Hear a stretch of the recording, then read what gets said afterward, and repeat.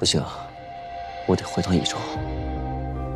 窦兄，你找个人帮我画下白王的画像，我想知道他是不是我想的那个人。我先回去了。哎，现在外面明里暗里都是白王派来劫杀你的人，你确定要现在回去吗？我答应过他，要与他斗底。纵有千难万险，我一定会。走了。我嫁。你想好了？实不相瞒，杨家并非我首要求助之人。其他人，要么许我虚以为夷，破镜重圆；要么许我背井离乡，卖身为奴。相比之下，杨家能救出我阿娘，还能让我待在益州，这已然是最好的选择。这些时日，我的朋友们为了帮我还债，日以继夜的操劳。我阿兄为求公道，不畏强权，受尽折磨。我不过就是嫁个人，又是夫人这样的人家，有何委屈？好，你放心。你嫁过来，就是杨家正经的儿媳，杨家定是不会亏待你的。还有你们的婚事，我也一定会办得热热闹闹，绝不辱没季家。如今我阿娘还在狱中，生了重病，我怕她身子坚持不了多久，还请杨夫人尽快定下婚期，无需节外生枝。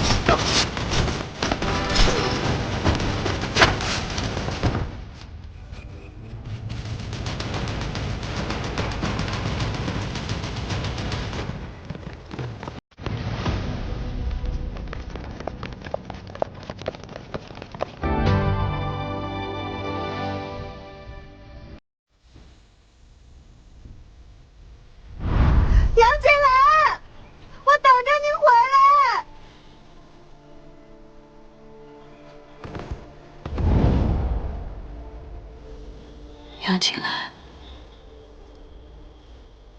这次次我真的等不了你了。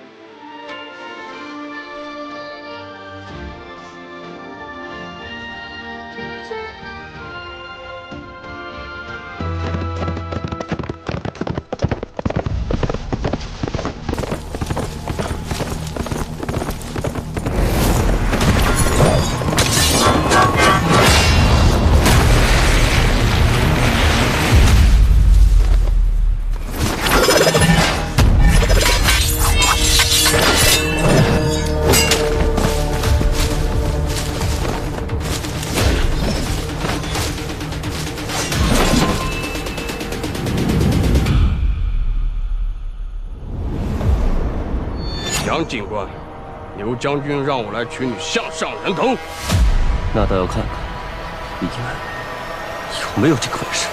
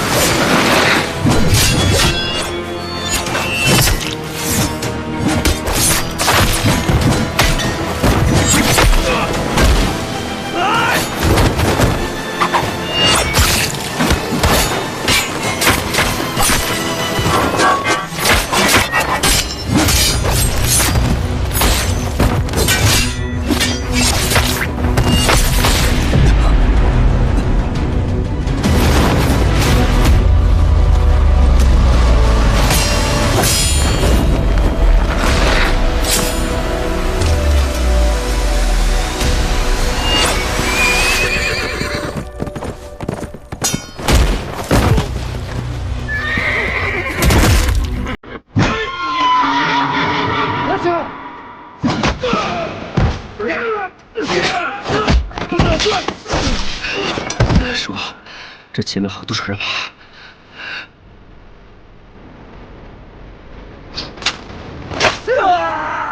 叔，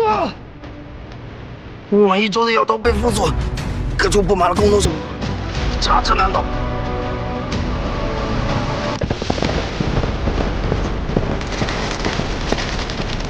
放！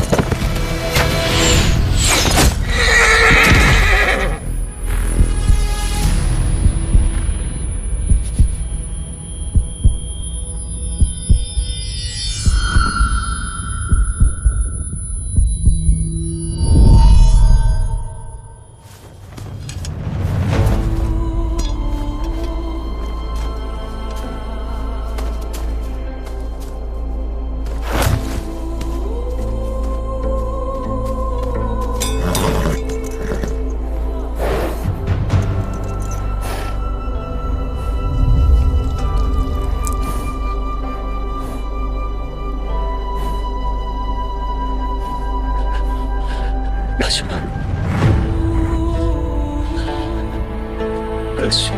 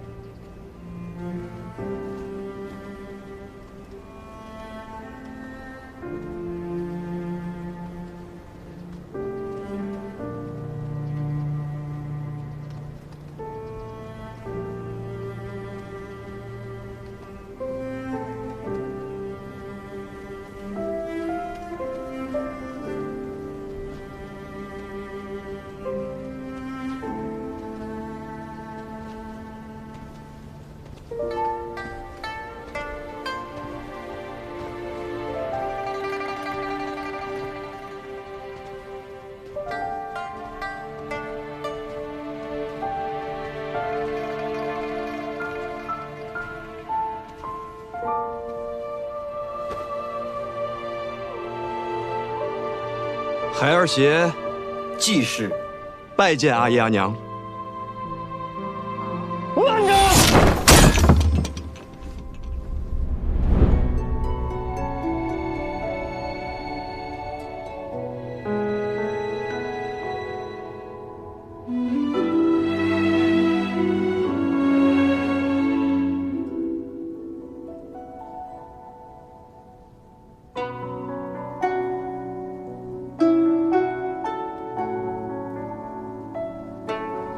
三郎，你怎么伤成这个样子啊？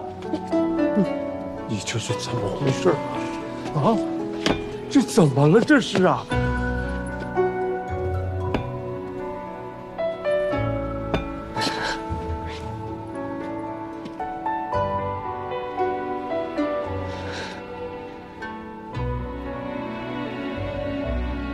回来了。你要干嘛？三郎，今天是你二哥大喜的日子。大喜的日子。我看是你们车祸大捷的日子才对吧？说什么呢你？趁着季家夫人遭难落井下石，强迫季二娘子入府为妾，此番算计，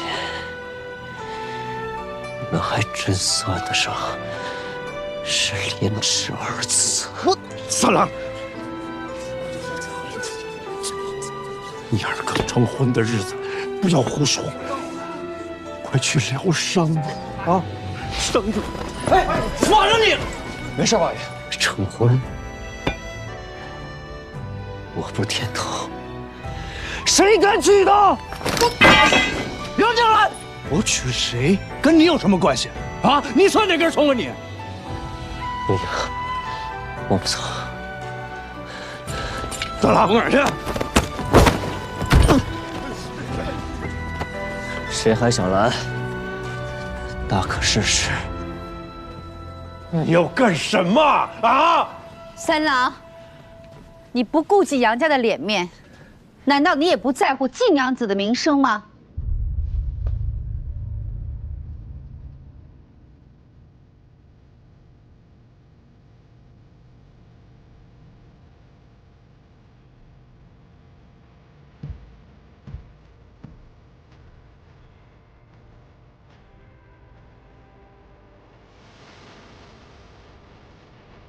你可以带他走，但你想清楚了，今日出了这个门，季娘子的名声可就保不住。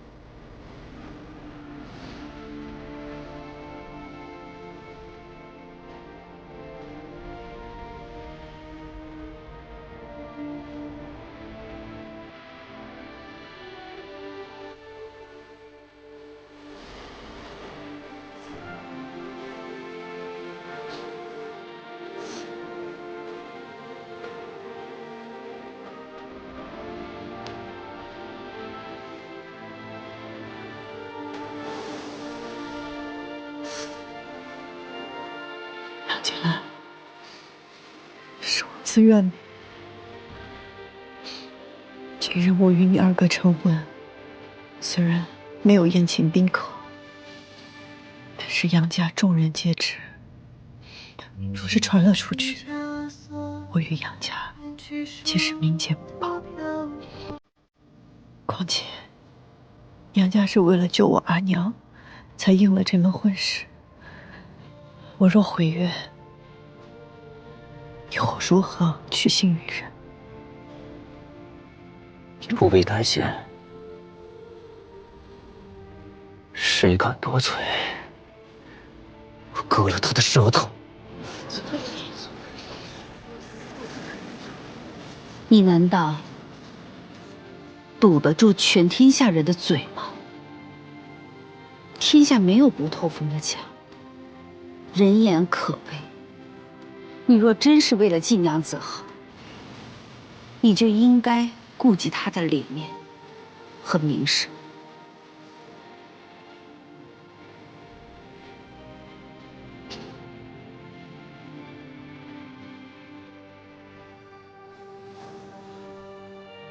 好，既然你已决定加入虎狼窝，那换个人嫁可好？什么？端理何在呀？哎，怎么能这样呢？这不行，绝对不行！此话何意？嫁给我，你愿不愿意？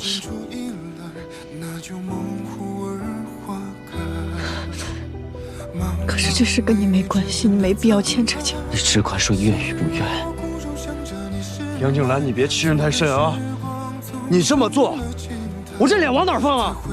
三郎，这个季娘子是你二哥娶的妾室，你这样硬夺硬娶，这传出去成何体统啊？魏国，他还不是我二哥的人。你们拿他的家人来做威胁，我可想娶的人是你们！你别胡说八道了你！明明就是他自己主动找上杨家的，要不是我阿娘劝我，你以为我愿意娶她呀？你们把他当做筹码，我视他做珍宝。今日我想进来，必娶她！你不能乱了纲常啊！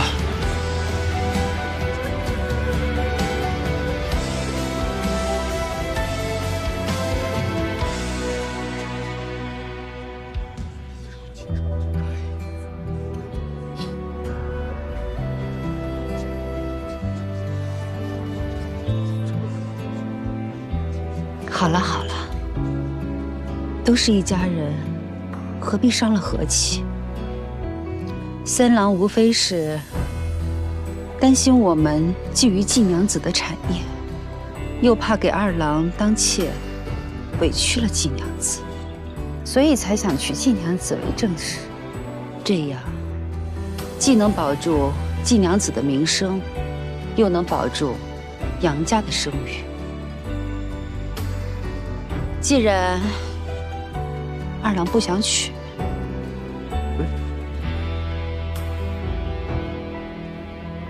那就成全了三郎吧。红尘咫尺西海，风月中却秋来，情劫又等谁来拆？昨日岂能忘怀，当时一生嫁给我，我誓言未曾更改。天涯遥思彼岸，情难永悬记载，这戏怎能被掩埋？繁华似锦常开，我愿意。好。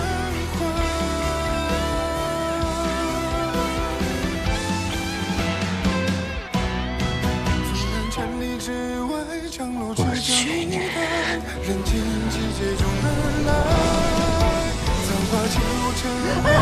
算了，算了，你是来了没有啊？风霜当雪无爱，不留一生期待，看雪花风吹又回来。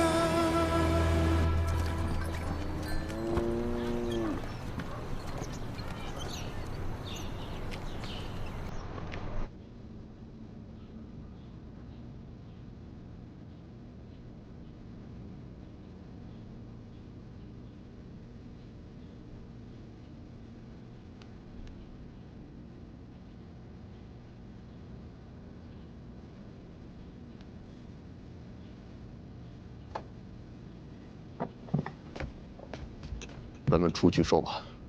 好。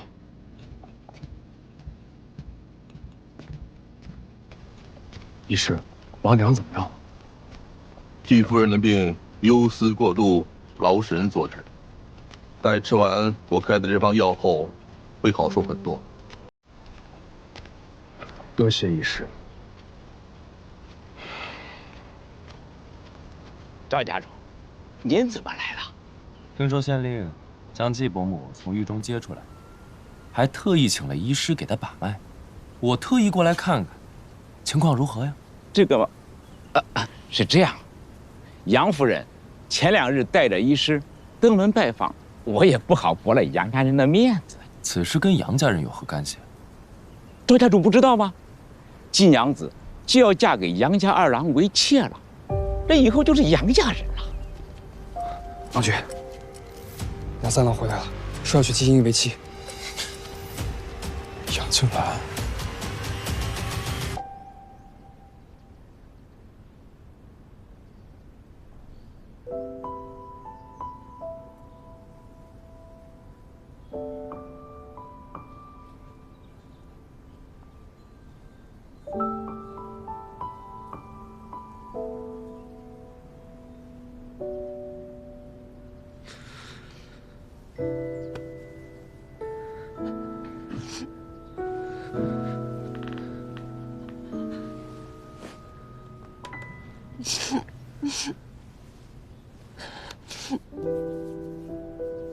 就别重逢，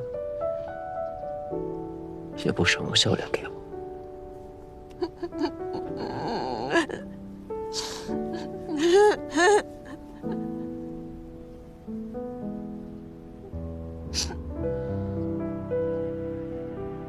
这次要不是高方带兵及时赶到，我就死在路上了。你为什么要回来？你伤得很重，你差点。我回来跟你斗底呀。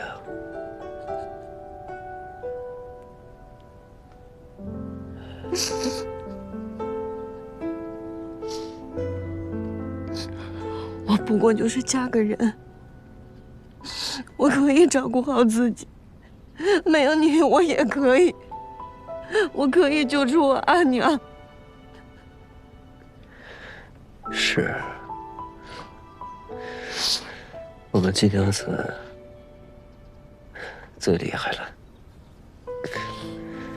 无坚不摧，叱咤风云。没了我，一样能照顾好自己。可是我就不一样了，我若是没了金娘子，我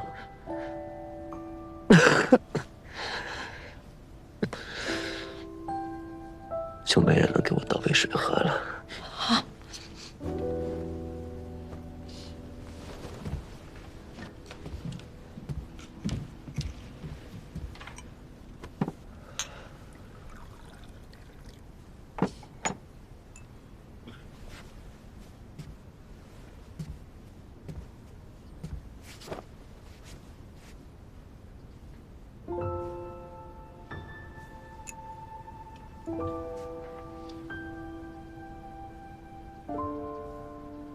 我欠你的已经够多了，我不知道怎么才还得上。还？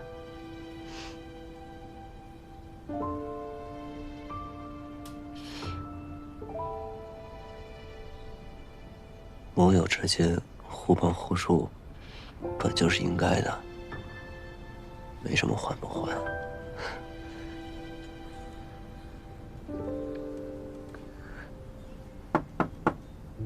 三郎君，婚事仓促，来不及准备新的喜服。您看，您和季娘子沿用老爷夫人的婚服，可好？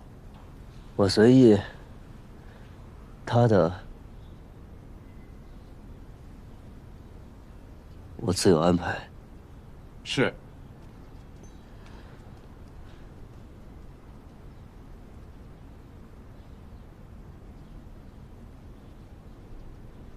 你嫁给我二哥，就真的走不了了。你嫁给了我，你还可以离开这儿。等你把这杨家的恩情还好了，我可以给你一封和离书，给你离开杨家的自由。你就当做我们是一场合作。没有谁欠谁的。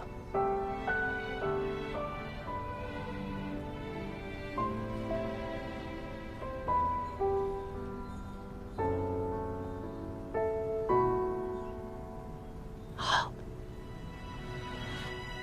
那救我阿娘就可以。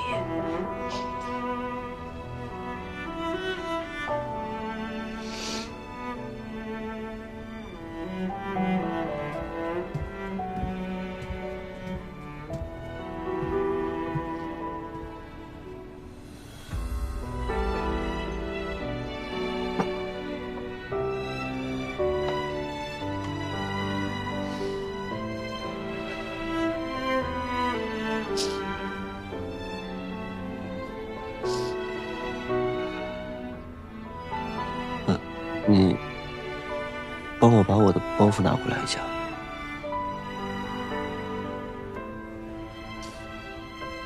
好。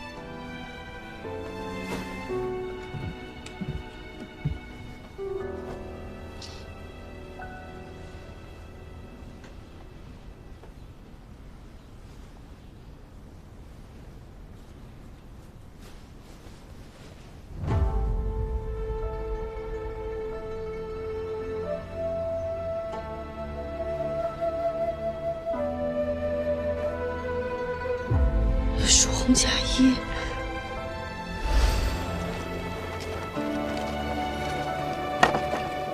找到蜀红锦衣一件，应该是宫中赏赐。那是我的，是爱留给我的。丁英，给我！你给我松手！丁英，松手！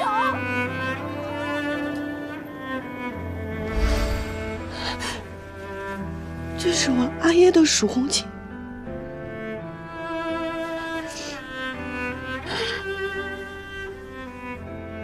你在哪儿找到的？南诏的百王府，在那里面还有许多年代久远的勾结。南诏，白王。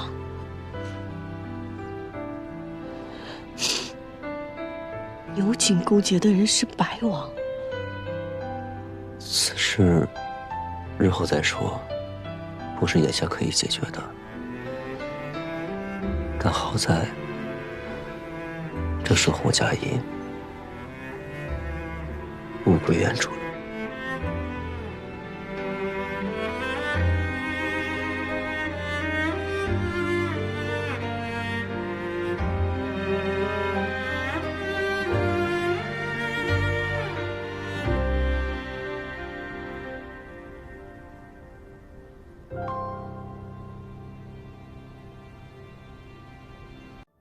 益州府10月9，斗鼎会。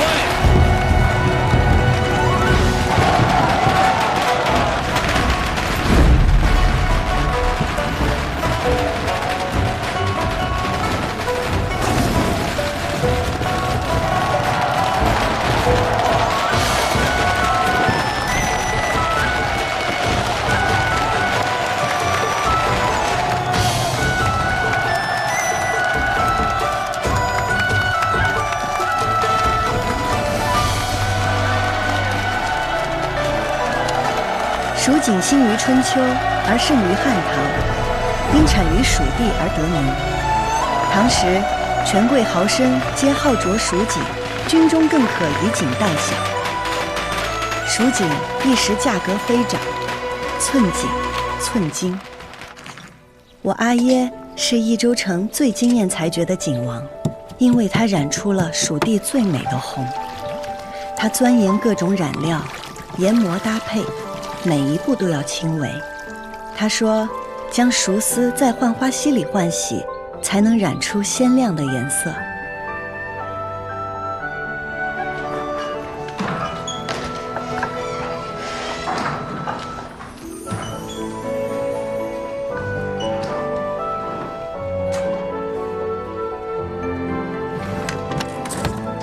那是我见过最美的红丝，张扬热烈，流光溢彩，阿耶叫它蜀红丝。只是蜀红太美，美得怀璧其罪。季魁南，你好大胆子，竟敢以次充好，拿赝品充当贡锦。刘警官，当日是你我一同合宴，每口箱子我都亲自验看过，绝无可能有假。如今交与都运官，仅在驿馆放了1夜，变成了赝品，这其中定有蹊跷。大胆！难道是都运官偷了你的贡锦不成？来人！是，给我拿下！慢！你的官职还没有拿人下狱的权利。我要面见4时，自证。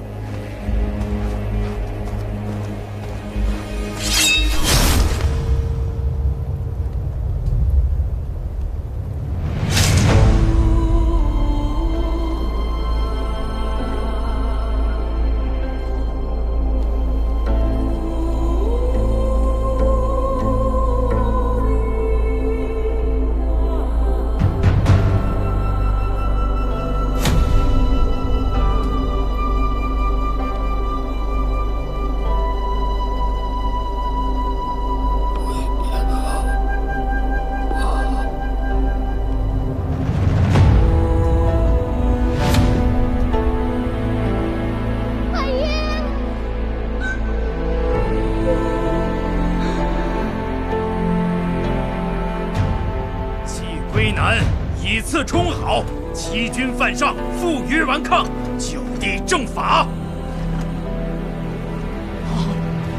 是。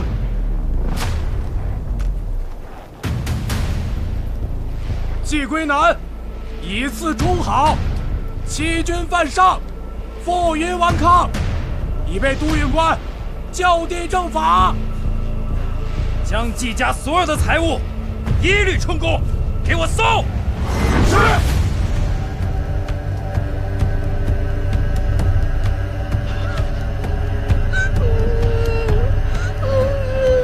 兔子是不可能一口咬死老虎的，但只要它不被发现，它就可以一直咬下去。总有一天，它会咬死老虎的。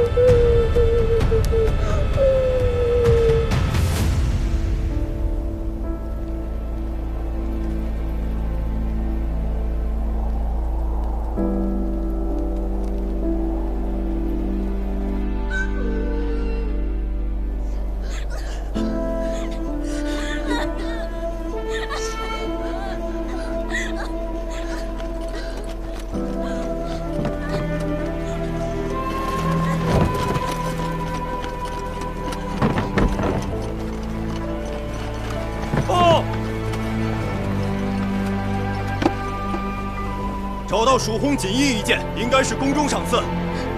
那是我的，沙也留给我的。放开！快松手！爷爷，快松手！阿爷说过，金没了可以再吃，人没了就什么都没有了。让你放开！英英。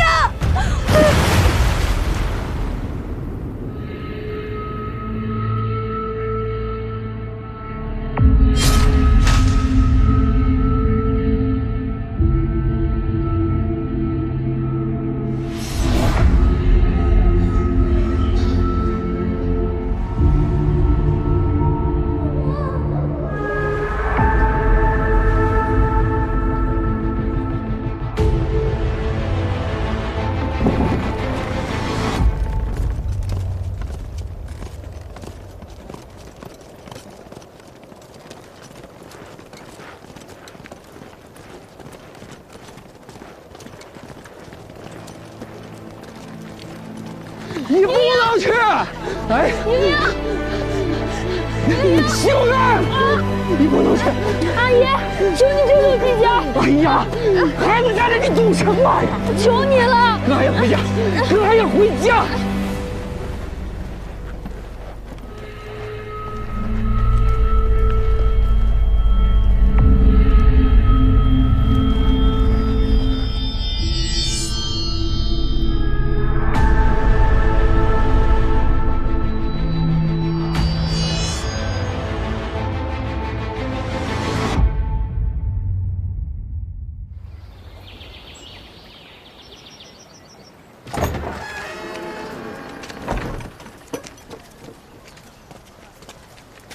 这里虽然有些残破，但是我能找到最好的房子了。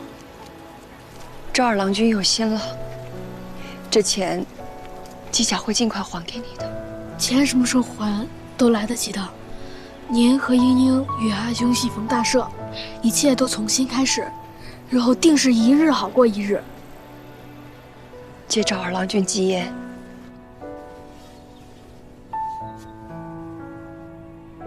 夫君，我们回家了。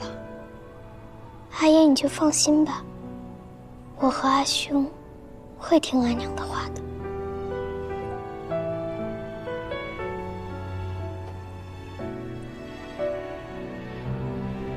季夫人，既然回来了，还请出来一见。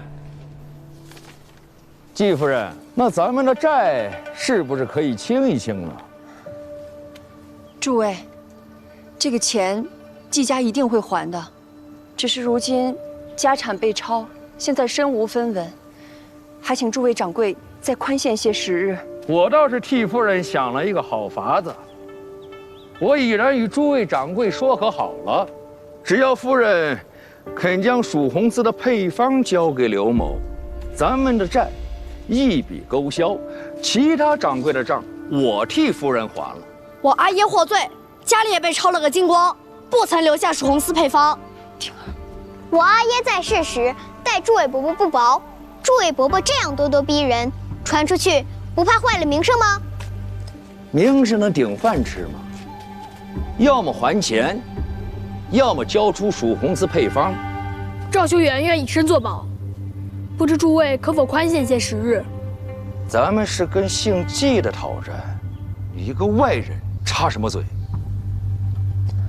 潘郎君，既然是还不起，那不如卖身抵债吧。带走！你们要干什么？干什么？你们干什么？你们干什么？放手！放开我！放开我！住手！阿娘，阿娘，你们住手！既然你们不肯给季家活路，那今天咱们就都别活了，让父老乡亲们看看你们是怎么欺负孤儿寡母的，看日后谁还敢跟你们做生意。就是啊。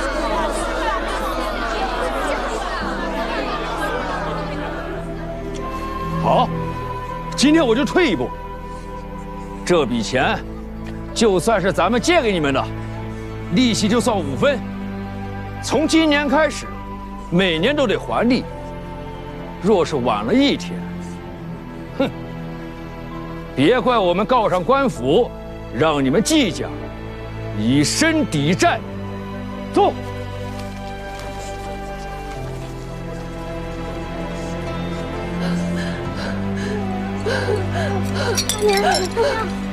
阿娘，你没事吧？阿娘，阿娘，阿娘没事，阿娘没事，你们没受伤吧？没有，没有，阿娘，没有，那就好，没事就好，没事就好。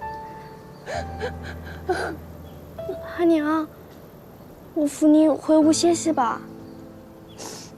好。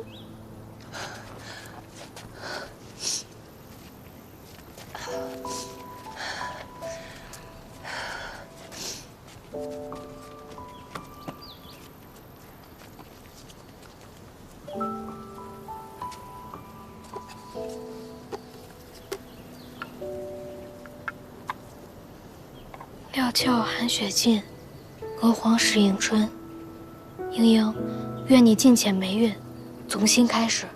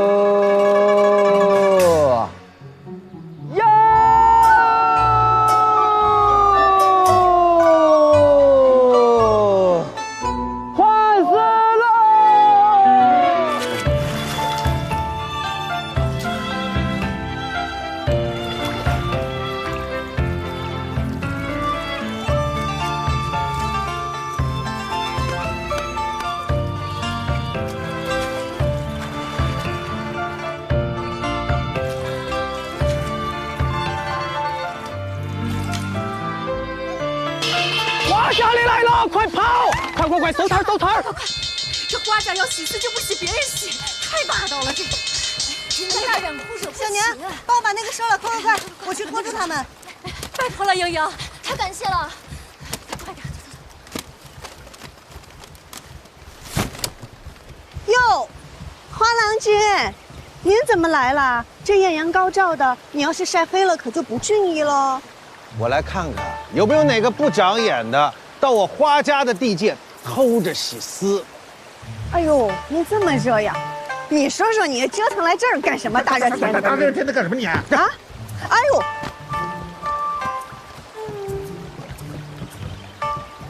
今日我季家交货，花郎君怎么不去看看呀？看什么看啊？这生意上的事儿，都由我英明非凡的夫人都会处理妥当的。也是哈，你们家都是夫人说了算。哎。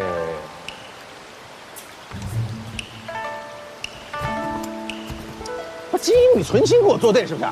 怎么了？我去不是给您打伞吗？自然是您到哪边我就到哪边呀。我在哪边，你就在哪边是吧？拿着吧，让开。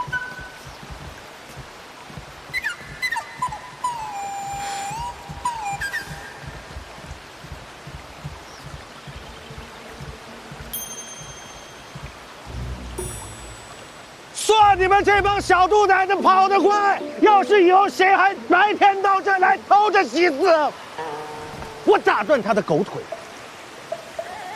就是。哎，金英啊，你怎么在这儿？路过，有事先走了，您让一下啊。好。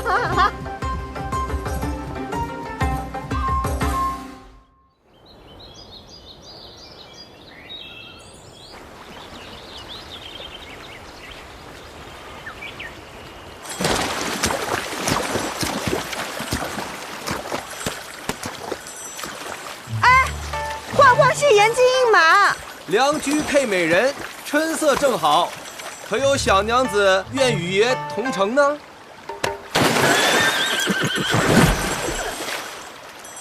小子，爷这个姐姐娘，差点摔着爷。这位小娘子很是俊俏，爷带你进城游玩一番啊。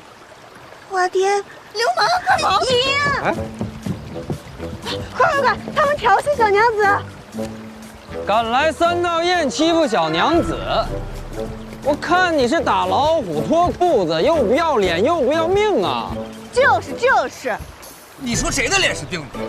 你知不知道爷是谁呀？怎么跟爷说话的？爷告诉你，打你就打你，我打你之前还查一下你家家谱啊！打他！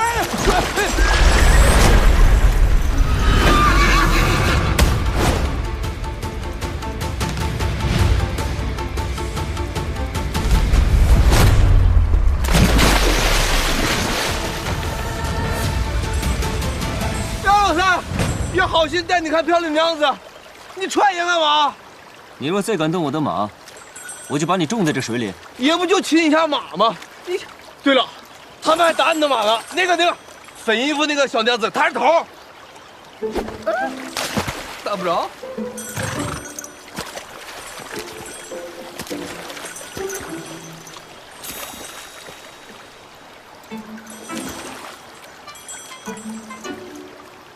是你呢？多谢郎君为我实话。我若没来得及时，他祸便就死在这儿了。对，是他调戏小娘子在前，我若没及时拦住，他祸便入牢狱了。这么说，他确实该打。不是杨老三，你怎么胳膊肘往外拐呀？可是，你们却打了我的马。对呀，对不住啊。我们打的时候，他也没说是你的马呀。你说这马竟不会说人话，他但凡说一句是你的马，我们也不会打他。就是。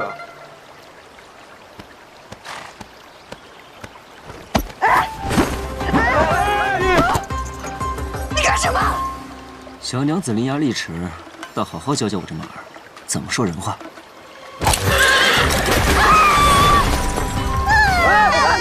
放下来了！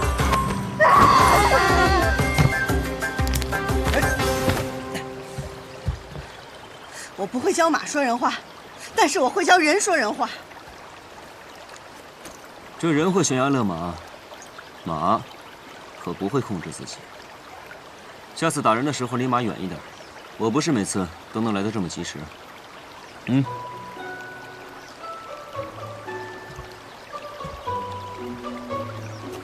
下次，那要看马上的人做不做人事了。就是。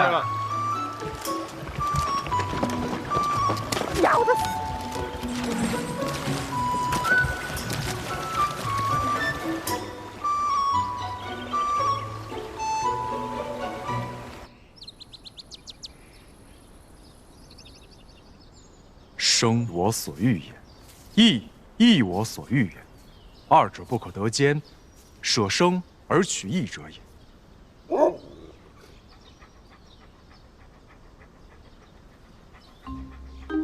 咱家今日只有这个了，你且将就2日吧。君子食无求饱，郭奎，你虽然是狗，但是做狗也要有做狗的规矩，要做狗中君子，不能太重口腹之欲的。再挑食，我打断你狗腿！吃。莹莹，今天脾气怎么这么大呀？你又跟谁吵架了？没，就打了一架。啊？和谁啊？我不知道。我看那衣裳还挺富贵的，但是他不知道我是谁。阿兄，咱们说好了，老规矩，不找上门就是无事发生，找上门就带阿娘出去走走。郎君，儿子，那花掌柜来了。阿兄，我怕我去会会。哎，我先去拖着他，给我。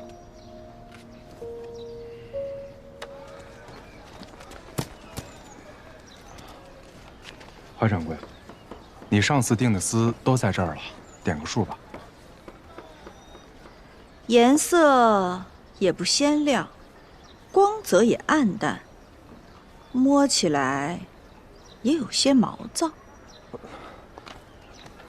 花掌柜，你再仔细瞧瞧，这可是剑南道最好的桑蚕丝，铅度均匀，光泽柔和，颜色要比市面上鲜亮许多啊。季大郎君，我与你说实话吧，如今营生不景气，益州城几个织锦大户又一直在压价，再这么下去，怕是我都没有钱收你们的丝了。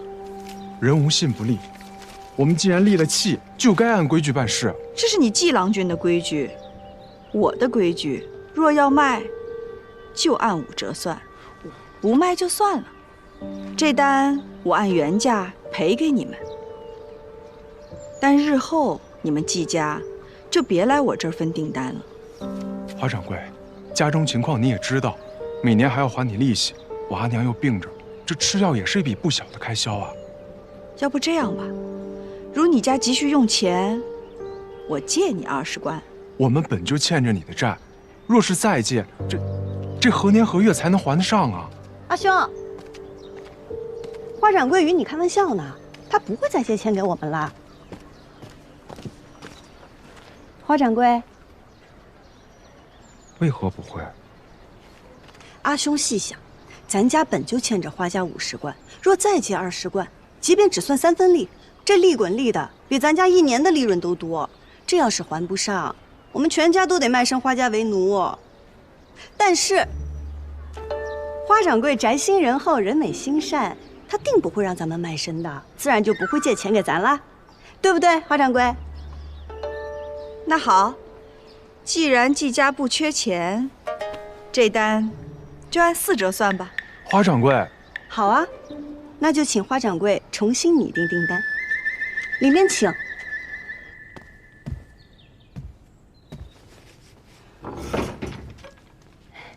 花掌柜，笔和纸已经准备好了，您写吧。齐英，我就知道你没安好心。来人呐，外面来！我们家这狗就听不得人大声说话，您声儿越大，它下嘴越快。我警告你啊，你这属于蓄意伤人，是要坐牢的。我警告你啊，你这是属于蓄意伤人，是要坐牢的。他说牢里的饭比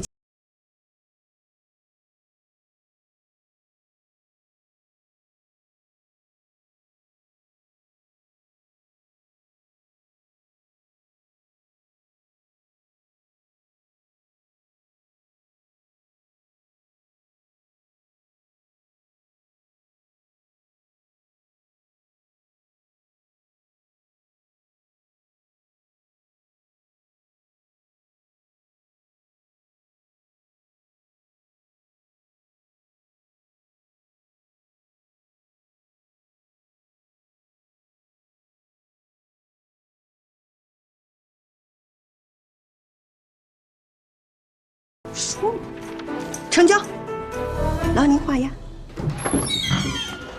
哎呀，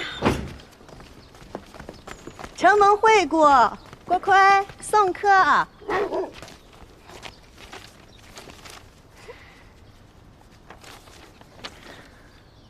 阴阳，我知道华掌柜是为了让咱们家利滚利，一辈子给他当奴隶使。可你今日如此对他，若是来日他不收咱们家的私了，可如何是好啊？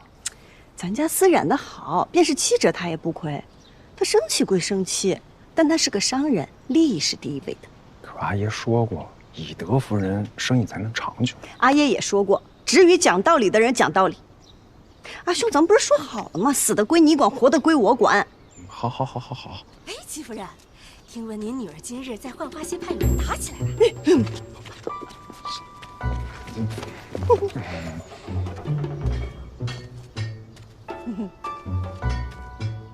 婷儿，去把我的竹棍拿过来。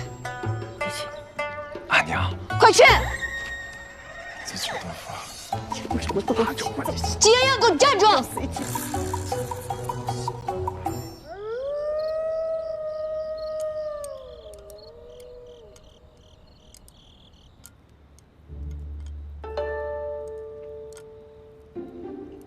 阿娘，他又不是哑巴，不需要你替他辩解。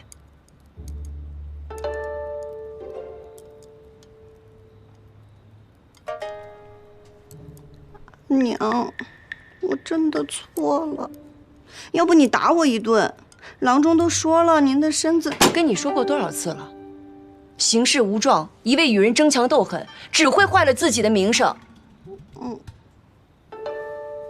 你说说你，哪有一点大家闺秀的样子？季莺莺，阿娘，我饿了，我肚子都叫了，我饿死了。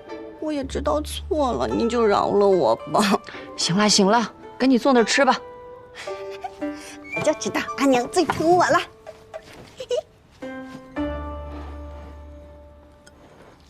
哇！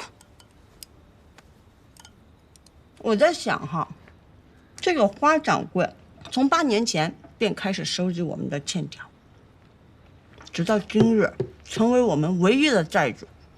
我觉得他竟是另有所图。你还没完没了了是不是？这些事儿就让你阿兄去操心就好了。如今你已经长大了，不能再跟以前一样。更何况你和赵家的二郎君还有婚约在。这些年赵二郎君对我们家不薄，你不能让人家为难。阿兄都还没成婚，我不急。长者赐，不可辞。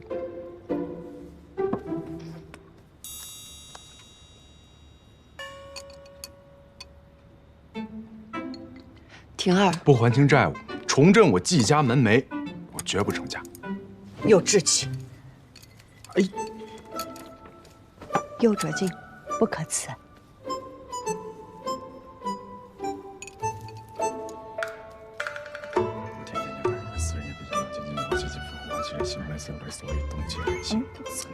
好了，金莹莹，你说说，今天你到底跟谁打架了？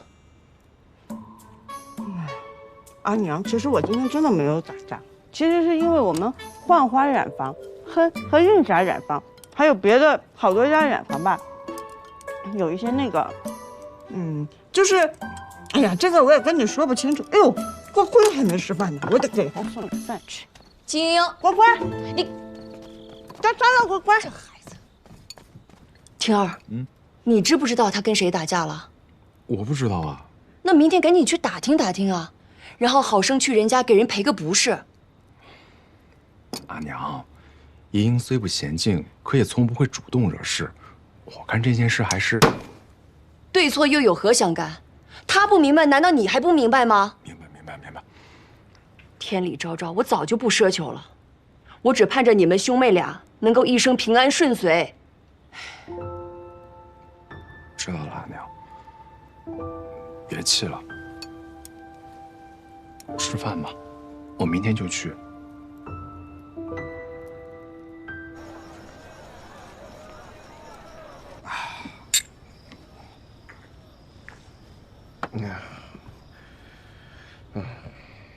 但是杨老三，有一件事儿，也对不起你。你说你好不容易给爷交代个任务，让爷照看你的师傅，还让爷照看没了。这益州城就废警官，这死了3个了。你说这当什么不好，非要当着警官？我都他可有什么话让你带给我呢？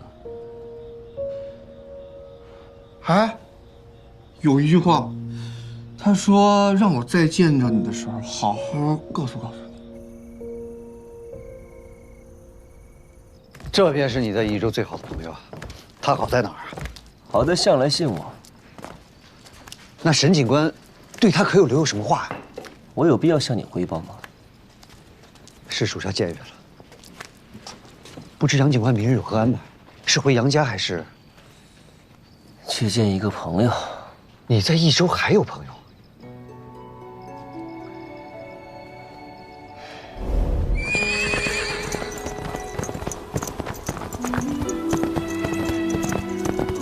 送信的人只是说官兵围住了你家，或许有什么误会。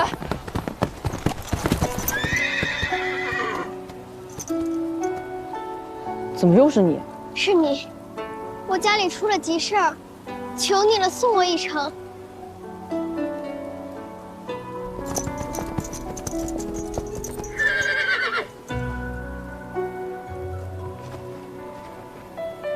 若是我家能逃过此劫，我定去交你这个朋友。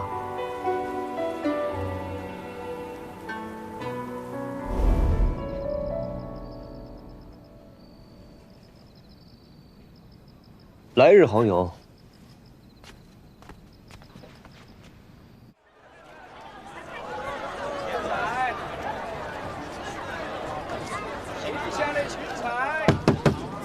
叫金义出来！金义出来！娘子，金义，我知道你在家。娘子，这可怎么办呀？难怪昨日夫人差我去问你与谁打的架，谁也不晓得。原来不是3道堰的，是益州府的国舅。这怎么办呀？偏生夫人和郎君这会儿也不在，出去采买去了。桂叔别怕，我在家呢。不是，娘子，你找什么呢？找个趁手的家伙。开门，开门！爷都要死了呀！哎呀，这一大早这么热闹呀！哟，哎呀，原来是国舅爷大驾光临啊！哼，这都害怕了吧？我告诉你，你乖乖跪下给爷磕头认错，爷就大人不计小人过，放你一马。哎呀，感谢您，大人不计小人过，大人有大量。可是我这前看右看，左看下看的，也没看到您的伤口啊。你看我这腿、这头、这胳膊、这全都折了，疼吗？哎，娘子，我爷用力了吗？不知道啊。哎，桂叔，我出血了，破了，我破了！国舅爷，我家娘子可是诚心认错，你这样未免太过分了吧你？你少诬陷人，他分明是自己磕的。我一个未出嫁的小娘子，我如此爱惜自己的容颜，我怎么可能自己毁自己？你少血口喷人！我告诉你，国舅爷没事啊，你怎么比爷还无赖啊？啊！你信不信爷给你抓起来？我头上这个伤明明白白，大家伙都看见了，是不是？是，都看着了。国舅爷身上的伤经得起仵作宴看吗？您要是想去州府衙门，那咱们就去州府衙门。我听说桑长史向来善恶分明，等他回来了，定会给出一个公道。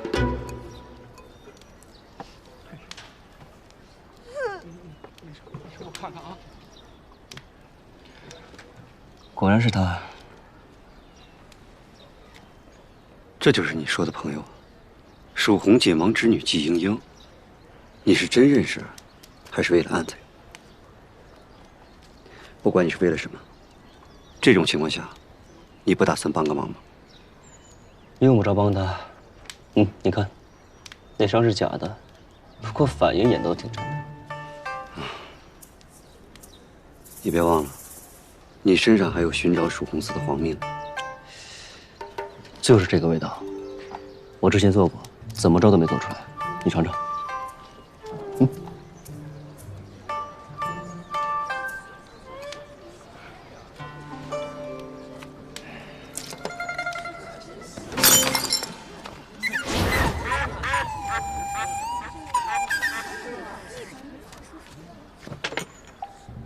属下这是在给您制造契机。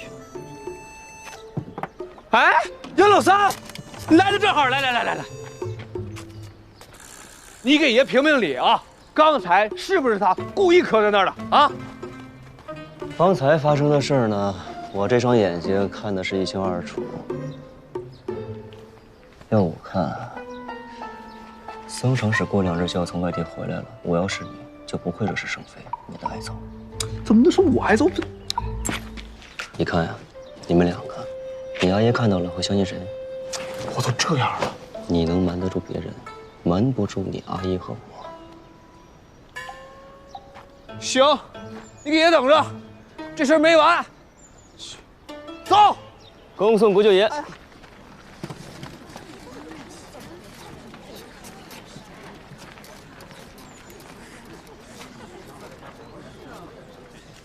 诸位，这人都走了，还嫌热闹没看够啊？要不我把国舅爷叫到你们家门口去看热闹啊？啊！走，回家，慧叔。大叔，方才我不小心摔碎了一只碗，身上钱财未带够，还请大叔替我还个碗钱。啊？大叔若不方便，那我就只好请国舅爷回来替我还这碗钱了。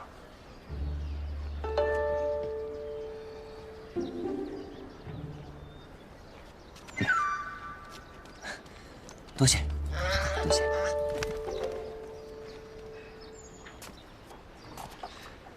金娘子，冤有头债有主，若不是花家郎君告知14郎，浣花溪边有美景，指得他非要在那边给我接风洗尘，也不会有这番误会。花家，一点都不意外。那既是如此，就有劳这位郎君多劝说劝说国舅爷，不要记恨我们3道院的儿郎。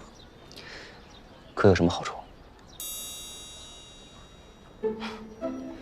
多做善事会有福报的。这干涸的速度，这颜色，你这头上怕不会是染料吧？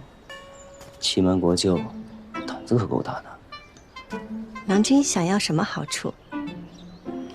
我帮了娘子，娘子总该让我进去讨杯水喝吧？成，请。稍等。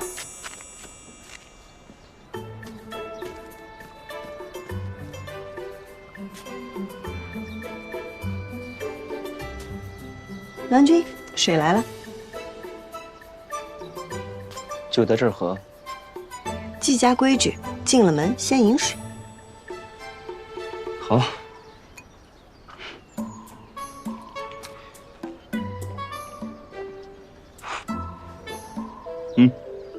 好了，2清了，请。我还没进去呢。你说要进门，我也让你进了；你说要喝水，我也给你倒了。多谢郎君相助，恕不远送。哎，不是，我帮了你。谢谢。多谢郎君。娘子，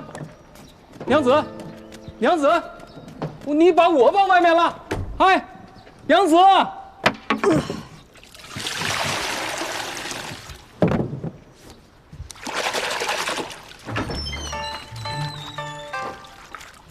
阿娘，你慢点。站住！阿娘，我没有打架，这次我真没打架。英英，你受伤了？啊，没有，假的，我一点伤都没受。假的？